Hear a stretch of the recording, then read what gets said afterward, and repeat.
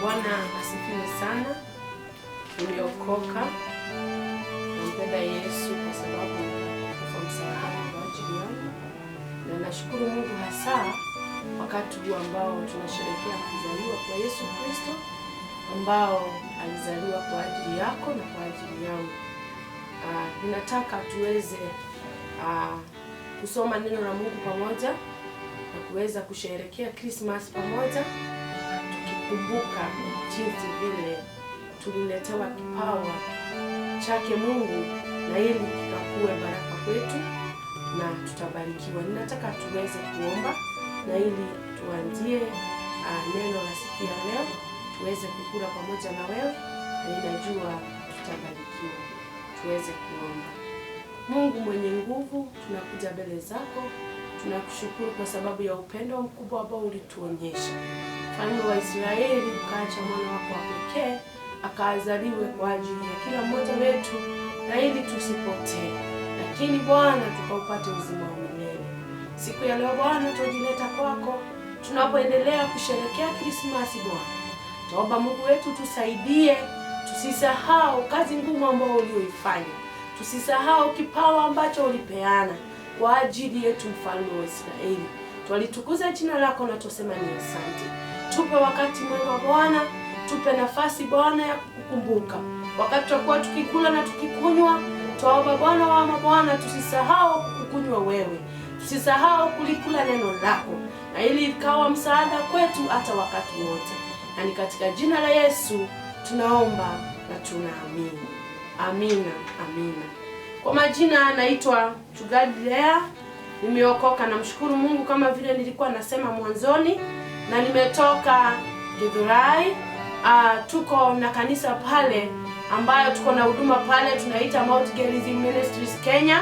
We are under Bishop John, na tunashukuru Mungu pale, tunatukuza Bwana wa mabwana pale.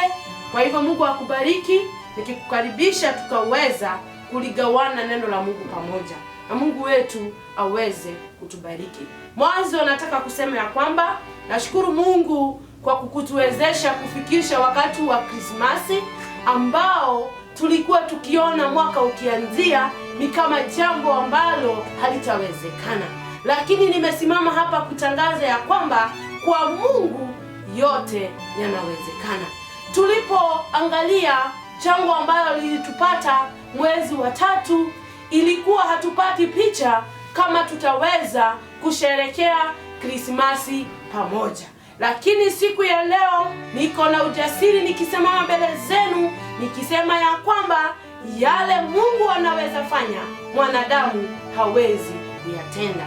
Kwa hivyo tunapolisoma neno la Mungu, tunaposhirikiana kuendelea kusherehekea Krismasi, tutisahau huyu Mungu ambaye ametuhifadhi mpaka wakati huu. Najua wengi wamesafiri nyumbani wiki ambayo kabla ya hii Krismasi tulikuwa tunangojea kiongozi wa taifa letu la Kenya aongee, na wengi wakaweza kupeana fununu, ni kama atasema hatutasafiri nyumbani, ni kama atafunga mipaka, ni kama atasema ile. Lakini kwa yote Mungu wetu ni mwaminifu, kwa sababu yule alikuwa anataka kwenda nyumbani amesafiri, yule alikuwa anataka kukulia mahali ako na uhuru wa kufanya hivyo, kwa sababu Mungu amekuwa mwaminifu. Na siku ya leo nataka kunena ya kwamba that my heading today is about good news. My heading is about good news. Na wakati wowote tunapotaka kuona habari huwa tunaangalia headlines. Na nakumbuka wakati mmoja ambao mimi ulinistua sana, ni wakati wa Westgate, wakati kulikuwa na bomb blast, kwa sababu the headline it was bomb blast Westgate. Na ilikuwa ni wakati wa hofu kwa kila mtu. Na nakumbuka pia nikiwa mtoto mdogo, kuna wakati kulikuwa na bomb blast ambayo iliweza kuua watu wengi.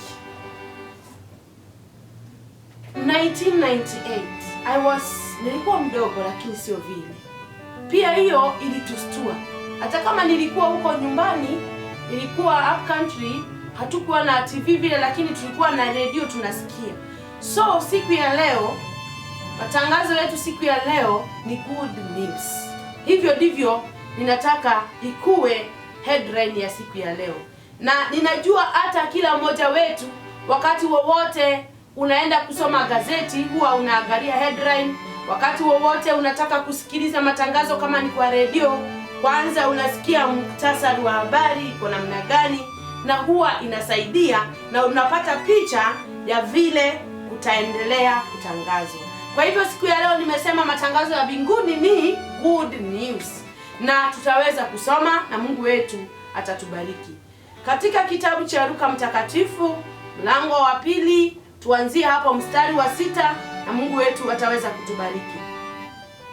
While they were there, the time came for the baby to be born, and she gave birth to her firstborn, a son. She wrapped him in clothes and placed him in a manger, because there was no room for them in the inn. And there were shepherds living out in the flock near by, keeping watch over their flocks at night. An angel of the Lord appeared to them, and the glory of the Lord shone around them, and they were terrified. But the angel said to them, "Do not be afraid. I will bring you good news of great joy that will be for all people. Today, in the town of David, a Savior has been born to you. He is Christ the Lord. This will be a sign to you. You will find a baby wrapped in the clothes and lying in a manger." Suddenly a great company of heavenly hosts appeared with the angel, praising God and saying, "Glory to God in the highest, and on earth peace to men on whom his favor rests." Praise God. Wakati huu ambao huwa tunasherekea sikukuu ya Krismasi, huwa tunakumbuka kuzaliwa kwa mwanaye Yesu Kristo ambaye alizaliwa kwa ajili yetu. Vile tumesoma katika maandiko, ukisoma hapo mwanzo, ilikuwa ni mfalme wa nchi ile, alikuwa ameagana watu wote waende wakajiandikishe kila mtu mahali ametoka. Na ikawa ili happen wakati huo ndio Mary alikuwa pia akiwa mjamzito. Na wakiwa wanagojea pale nje ili wakaweza kunakiliwa pia, wakaendelea kuhesabiwa, wakati wake wa kupata mimba, wa kupata mtoto ukawadia. Wakati wake wa kujifungua ukawadia. Bwana asifiwe sana. Na wakati alikuwa ako tayari kujifungua, ikawa hakuna mahali pake pazuri pa kukaa. Kwa maana Biblia inasema ya kwamba the best rooms, ama zile hoteli kubwa kubwa zilikuwa zimejaa watu. Na kwa hivyo ikawa tu mahali palikuwa panapatikana ni mahali pa malisho pa ng'ombe. Na pale ndio Mariamu akaweza kumzaa mtoto. Biblia ina rekodi ya kwamba the firstborn was born, who was a son. I thank God in verse 8. Pale tu wakati Yesu alipozaliwa, the son now, we are not going first to say who is who, kwa sababu tutaweza kupata pale. Wakati huyu kijana amezaliwa, na tunaona wale walisha ng'ombe, the shepherds, wakiwa pale nje wanaangalia ng'ombe zao, kondoo zao. Biblia inasema ya kwamba malaika akawatokelezea na utukufu ukawazingira. Praise God. Kwa nini utukufu ukawazingira? Ni kwa maana kuna utofauti umepatikana mahali wako. And that's what I'm saying today. My message is about good news. Biblia inasema ya kwamba an angel of the Lord appeared to them, and the glory of the Lord shone around them. Wakati mwingi wachunga kondoo, wachunga ng'ombe huwa wataburiki sana. Ni kwa maana huyo mtu hafaagi suti ili aende akalishe. Wakati mwingine naonanga hata Masai hawana viatu. Lakini nashukuru Mungu, God is not a respecter of people. Watu ambao walijulishwa ya kwamba kuna kitu kimehappen ambacho sio za kawaida ni hawa wachunga kondoo. Watu ambao walitembelewa na uwepo wa Mungu ni hawa wachunga kondoo. Kumaanisha ya kwamba kuna jambo limezaliwa pale ambalo sio la kawaida. Kuna mtoto amezaliwa pale ambao sio kama watoto wengine. Ni kwa maana gani malaika aweze kuwatokelezea wachunga kondoo, wachungaji hawa, na neema na utukufu ukawazunguka, na utukufu ukawa pamoja na wao. Biblia inasema ya kwamba katika mstari wa 10 ya kwamba na malaika akawaambia, msiogope, kwa maana nimewaletea habari njema. Bwana asifiwe sana. Siku ya leo kuna mambo ambayo tunafaa kuyazaa katika maisha yetu. Na already haya mambo yamezaliwa. Kwa maana gani? Mwaka huu wa 2020 ulikuwa mwaka ambao tulikuwa tunaona ni kama tumaini letu limefika mwisho. Lakini nashukuru Mungu wa miungu, ni kwa maana siku ya leo nataka kukuletea habari njema ya kwamba hata sasa kuna utukufu ambao umetuzunguka. Ni kwa maana gani? Tumeweza kusherehekea Krismasi ambayo hatukuwa tunaona kama itawezekana. Tuseme hiyo ni nini kama sio utukufu wa Mungu umetuzunguka? Kama sio neema ya Mungu imetuzunguka? Hiyo ndiyo habari njema ya kwamba hata wakati kama huu nimeweza kusimama. Hata wakati kama huu ninaongea. Watu wengi wameenda na huu msimu. Watu wengi wameaga. Watu wengi wako mahospitalini. Lakini sisi Mungu ametutunukia neema kidogo ya kwamba tunaweza kukunywa na marafiki wetu, tunakula na familia zetu, tunasherehekea chakula pamoja. Lakini jambo moja nataka kukumbusha ni kwamba hakika kuna mambo mazuri ambayo yametendeka katika maisha yetu. Biblia inasema ya kwamba malaika akawatokelezea akawaambia, nimewaletea habari njema ambayo iko na furaha kubwa. Na furaha hii itakuwa kwa kila mtu. Mstari wa 11. Today in the town of David a Savior have been born to you. He is Christ the Lord. This will be a sign to you. You will find a baby wrapped in the clothes and lying in a manger. Yule mtoto ambaye alizaliwa kifungua mimba pale, ambao tulisikia kwamba alikuwa mtoto wa kwanza na alikuwa kijana.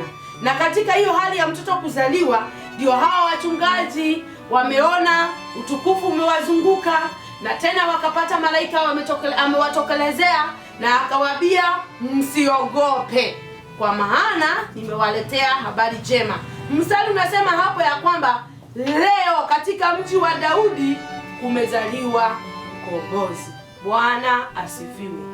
Watu wa Mungu, sisi ambao tumeokolewa, sisi ambao tumeokoka, sisi ambao tunamjua Yesu, leo katika maisha yetu kumezaliwa mkombozi. Bwana asifiwe. Hiyo ndiyo habari njema ambayo ninakuletea.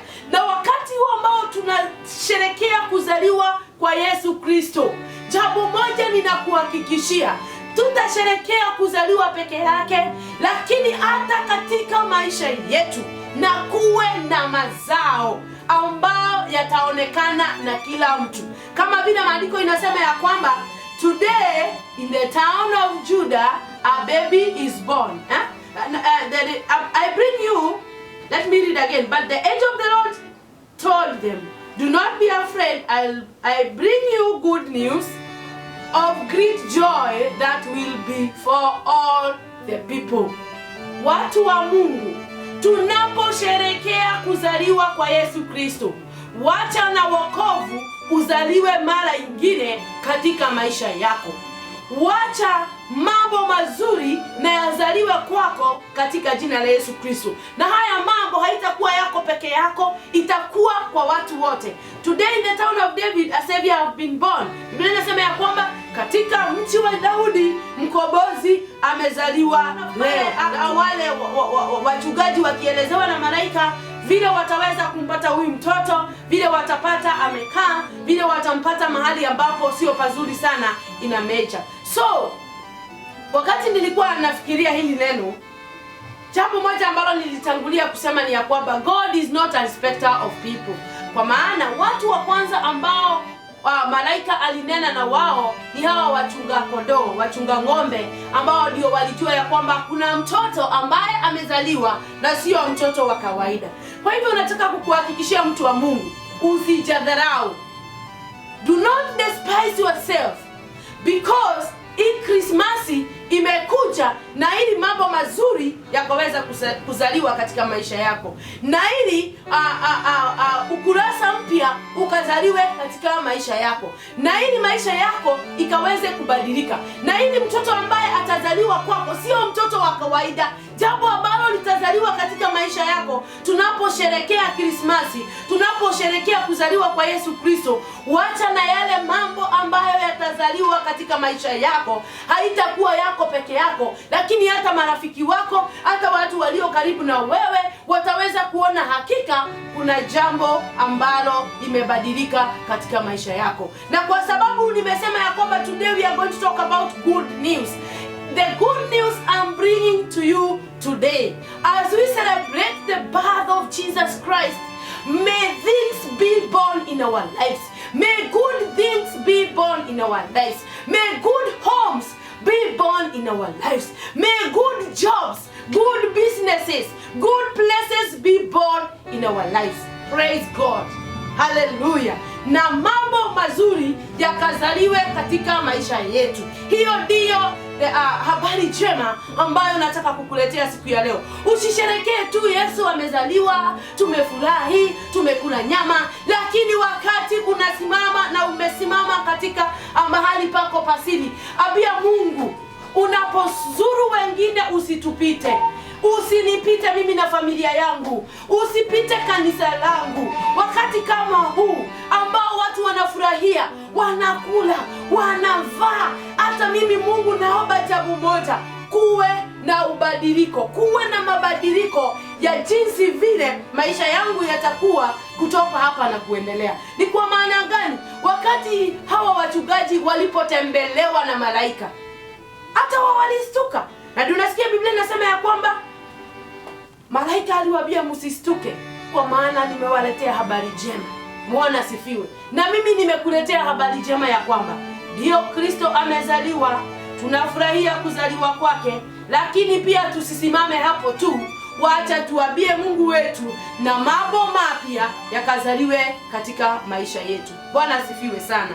Na kuna maandiko, sijui kama nitaweza kuyafikia mahali iko, ambao huwa inasema that our plots should be located a place where yani mahali apapo ni pazuri. Na nikiweza kuliona hilo neno nitafurahia sana. It is in the book of Psalms. Let me see. In the book of Psalms, ambao linasema that our plots are located secure. Let me see. Mungu wetu ataweza kutubariki ya kwamba ule ulinzi ambao Mungu atatupatia, yale mambo ambayo Mungu ataweza kutupatia sio mambo tu hivyo, lakini yatakuwa mambo ambayo they are backed by God, ambayo yamefuatiliwa na Mungu wetu, mambo ambayo yako na utofauti. Na ndio unaona wale wachungaji wakati walitembelewa na malaika, mambo ambayo waliweza kuyasikia ni mambo tofauti. Na ndio Biblia inasema ya kwamba today I am going to bring to you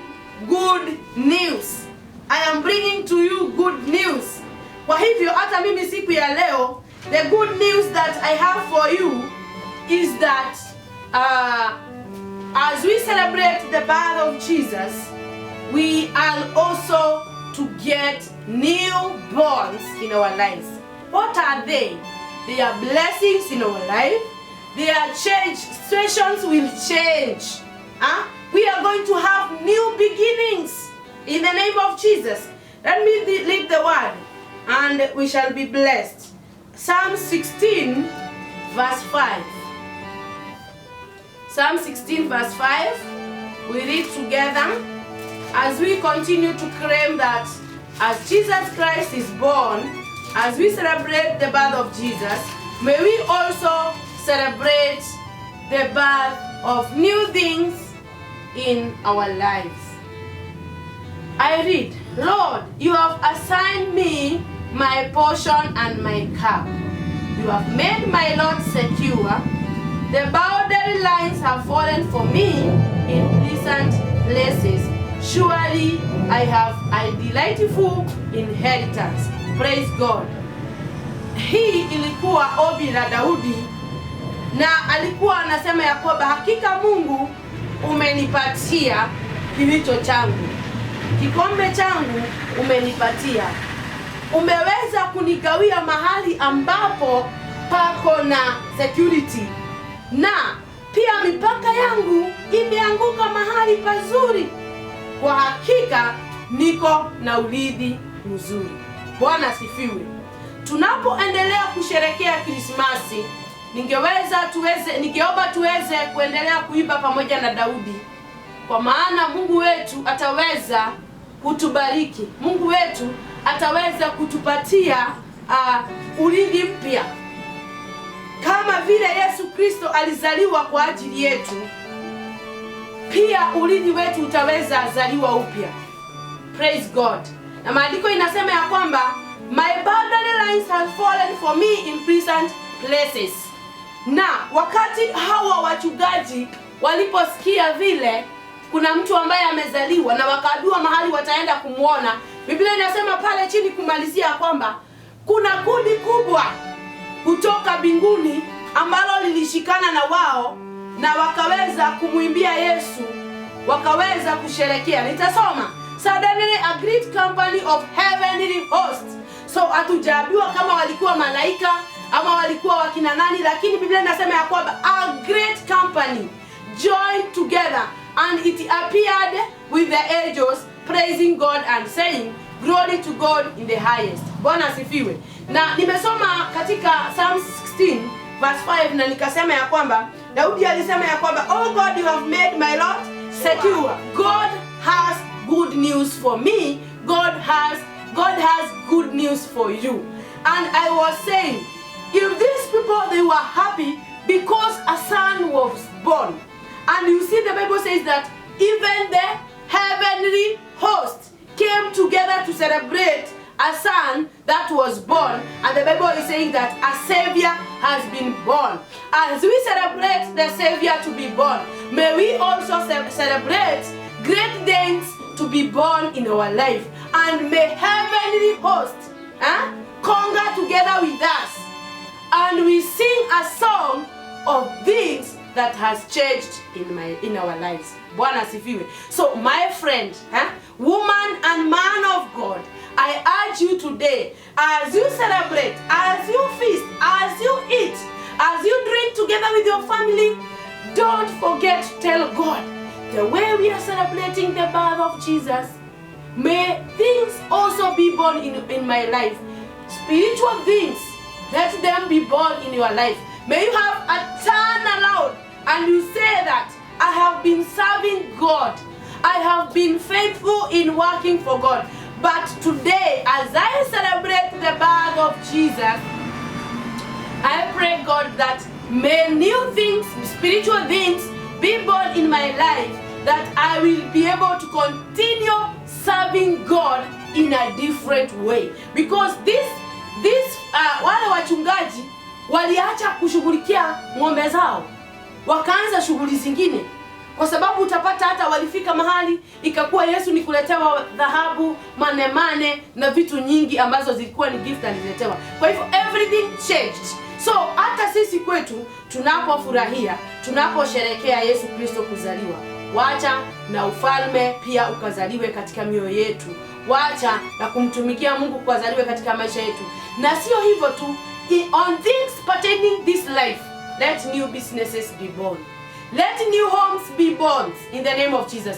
Wacha wewe ambao hauna kazi, unaposherehekea kuzaliwa kwa Yesu Kristo, usiachwe mkono mtupu. Na wewe ukapata mtoto ambao utasema ya kwamba hii ni sherekeo langu la wakati wa Krismasi, ya kwamba sijaachwa mkono mtupu, niko na kitu ambao naweza simamisha na niite mtoto wangu wa wakati huu. Kwa hivyo tunapofurahia kuzaliwa kwa Yesu Kristo, wacha tusiachilie iende tu hivyo kama ambayo imekuwa kama vile imekuwa kama kawaida yetu ya kwamba tunasherehekea, tunakula, tunakunywa na tunamaliza na tunaachwa tu vile. Abia Mungu, usibaki kuwa vile. Kuna mwimbaji alisema, aliimba akasema, sitabaki kuwa vile. Na mimi hata siku ya leo ninajinyakulia kitu. Ninapofurahia kuzaliwa kwa Yesu Kristo, naomba Mungu akanisaidia na mambo mapya yakazaliwe katika maisha yangu. Na hiyo ndio ombi langu kwako na ndio ombi langu kwangu, ya kwamba tunapofurahia kuzaliwa kwa Yesu, wacha pia tufurahie kuzaliwa kwa mambo katika maisha yetu. Mungu wetu awabariki na awasaidie muweze kukula pamoja, mfurahie na kusikue mmoja ambaye ni wa ufalme wa mbinguni ambaye atakosa mkate wa kukula, kwa maana Mungu ndiye upeana mkate. Kwa hivyo ninaomba Mungu usione watu wengine wakifurahia na wewe tu uko pale, lakini nakuombea Mungu sana akupatie neema, akukumbuke, akutumie majirani waweze kukusaidia wewe hauna chochote, at least ukaweza kusherekea watu wengine wakusherekea. Mungu awabariki na watende mema. Wewe ulio na mkate 2, tafadhali saidia mwenzako, saidia yule ambaye hana, usikule peke yako, na Mungu wetu ataweza kukubariki, kwa maana yeye ni Mungu kwa yote. Asanteni sana kwa kunisikiliza. Tunapoegemea kuzaliwa kwa mambo mapya katika maisha yetu, tunapoegemea kuzaliwa kwa wokovu tena. Unajua mtu pia kuna vile unajipima, unasikia na vile nilikuwa ninatumikia Mungu, I need another salvation. Mungu atusaidie tumtumikie Mungu na njia nyingine mpya, kama vile tumehadiwa ya kwamba mtoto amezaliwa ambaye is a savior in the kingdom of God. Ati kumezaliwa mkombozi katika mji wa Daudi. Kwa hivyo tunapoendelea kusherekea, tusisahau ya kwamba tunahitaji Mungu kwa mambo yoyote. Mimi nimesema ya kwamba ninaitwa mchungaji Lea kutoka Githurai Mount Gerizim Ministries Kenya, na tuko upande ule wa Githurai 45 mahali kunaitwa Zedikona. Tunawakaribisha nyote. Wakati wa Christmas pia ni vizuri ututembelee, tuweze kushukuru Mungu pale pamoja, na Mungu wetu ataweza kukubariki na alibariki pia. I wish you all the best. Merry Christmas, Happy New Year, and may you have a prosperous 2021. May God bless you so much. Let's pray. We thank you, Lord, for this time that you have spoken to us, oh God, that Jesus Christ, you are born in our life to change our situations. We pray that, God, you are going also to help us, that, Lord, we are going to have newborns in our life. Utaweza kubariki maisha yetu. Utaweza kubariki maisha ya msikilizaji katika jina la Yesu Kristo. Kuna wale ambao wamekuwa mahali pamoja kwa siku nyingi, wanashindwa na wanajiuliza itakuwa namna gani, lakini nawaombea Bwana uwapatie mwanzo mpya.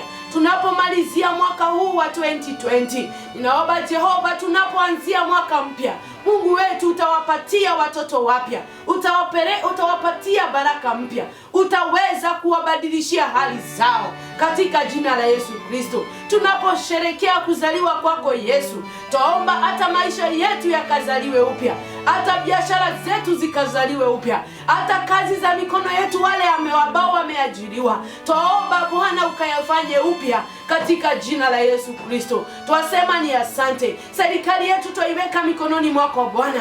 katika jina lako Mfalme. Kanisa letu twaomba kuzaliwe mambo mapya, uweze kuleta Wakristiano wengi ambao watakuwa wameokolewa na wamekombolewa, kwa kuwa wewe ni Mungu wetu.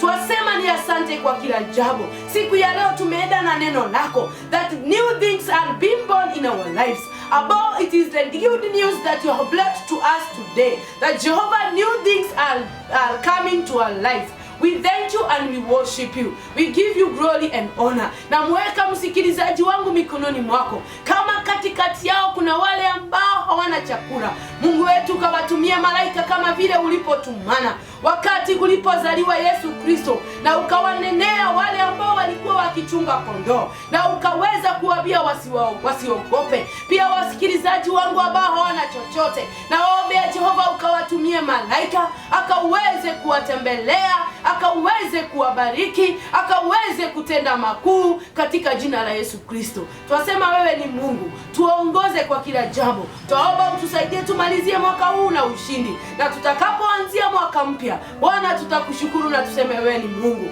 Na ni katika jina la Yesu tunaomba na tunaamini. Katika jina la Yesu nimeomba. Amen. Amen. Bwana tubariki.